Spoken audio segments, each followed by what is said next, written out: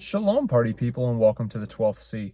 Proverbs Chapter 25 on 751, 752, and Luke Chapter 15, verses 3 through 32 on page 1005, 1006 in the Scriptures 2009 edition, respectively. Proverbs 25. These are the Proverbs of Solomon, which the men of Hezekiah, sovereign of Yehuda, copied.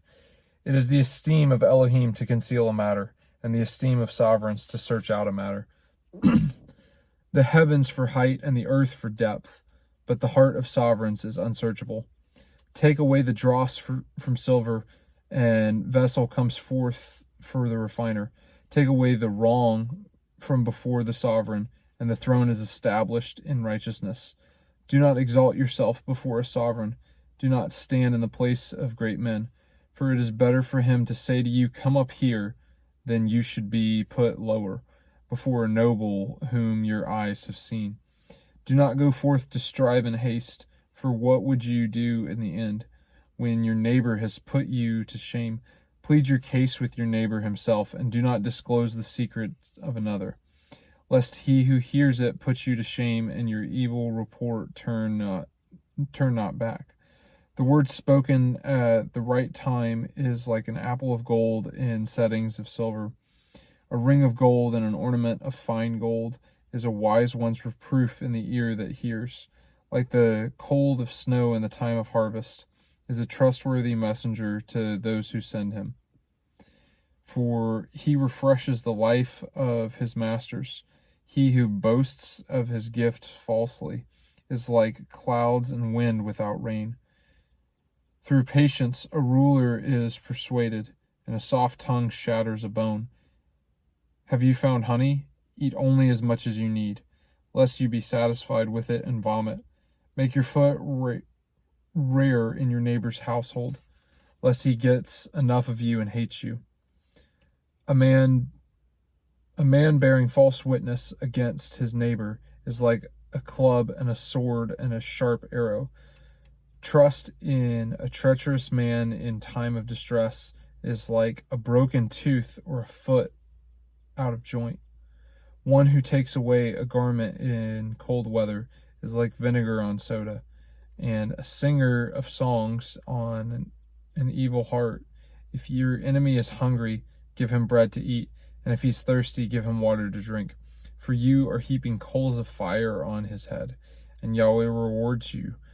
The north wind brings rain, and a concealed tongue and enraged face. But it is better to dwell in the corner of a roof than in the house shared with a contentious woman. Like cold water to a parched throat, it is good news from a distant land, a righteous man who gives way before the wrong. It is like a muddied spring and a ruined fountain. It is not good to eat much honey. It is esteemed to seek one's own esteem. A man who has no counsel over his spirit is like a broken down city without a wall. Luke chapter 15, verses 3 through 32. And he spoke this parable to them, saying, What man among you, having 100 sheep, and having lost one of them, does not leave the 99 in the wilderness and go after the one which is lost until he finds it? And having found it, he laid it on his shoulders, rejoicing. And having come home, he calls together his friends and neighbors, saying to them, Rejoice with me, for I have found my sheep which was lost. I say to you that in the same way there shall be more joy in heaven. There shall be more joy in heaven over one sinner repenting than over 99 righteous ones who need no repentance. Or what woman having 10 drachmas, if she loses 1 drachma, does not light a lamp and sweep the house and seek diligently till she finds it?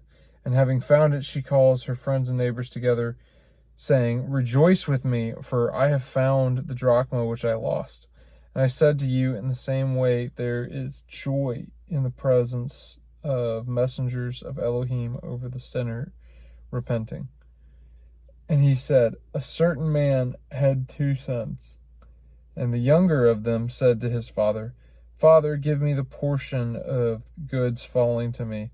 And he divided his livelihood between them. And not many days after, the younger son, having gathered all together, went away to a distant country, and there wasted his goods with loose living.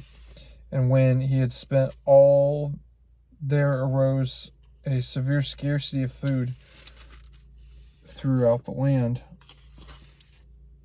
and he began to be in need. And he went and joined himself to one of the citizens of that country, and he sent him to his fields to feed pigs. And he was longing to fill his stomach with the pods which the pigs were eating, and no one gave him. But having come to himself, he said, how many of my father's hired servants have bread enough to fill and to spare, and I am perishing with hunger. Having risen, I shall go to my father's and say to him, Father, I have sinned against heaven and against you. I am no longer worthy to be called your son. Make me like one of your hired servants. And having risen, he went to his father, and while he was still a long way off, his father saw him and was moved with compassion, and ran and fell on his neck and kissed him. And the son said to him, Father, I have sinned against heaven and before you. I am no longer worthy to be called your son. But the father said to his servant, Bring out the best robe and put it on him. Put a ring on him, on his hand, and sandals on his feet.